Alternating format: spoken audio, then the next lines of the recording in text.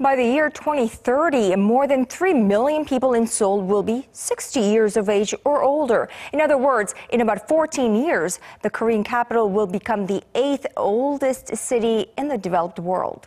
Our Kim Min-ji shares with us a new report and how such changes could have a knock-on effect on spending patterns. Seoul is on track to becoming one of the fastest aging cities in the world. It's expected that over 30% of Seoul's population, or roughly 3.2 million people, will be age 60 or over by 2030. That's a significant jump considering that the corresponding figure stood at 18%, or some 1.8 million people last year.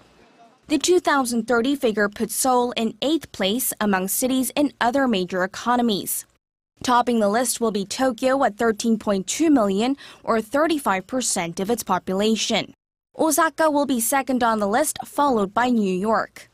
The 60-plus age group is forecast to grow by more than a third in developed countries, from 164 million in 2015 to 222 million in 2030. They are also expected to generate more than 50% of urban consumption growth. With the shift in demographics, it's expected that the industrial structure will also change. Consumption is shifting to services already, with spending heavily concentrated on healthcare among aging consumers in developed regions. Companies will be able to target the niche market of the silver industry by coming up with services that meet the needs and wants of the elderly population beyond the health and welfare sectors. Now, at the same time, experts add that it's somewhat of a double-edged sword for Korea, which also suffers from an exponentially low birth rate, standing at 1.24 per woman for 2015.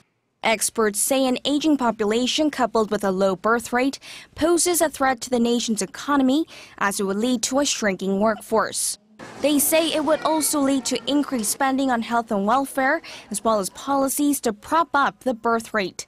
Kim Min-ji, Arirang News.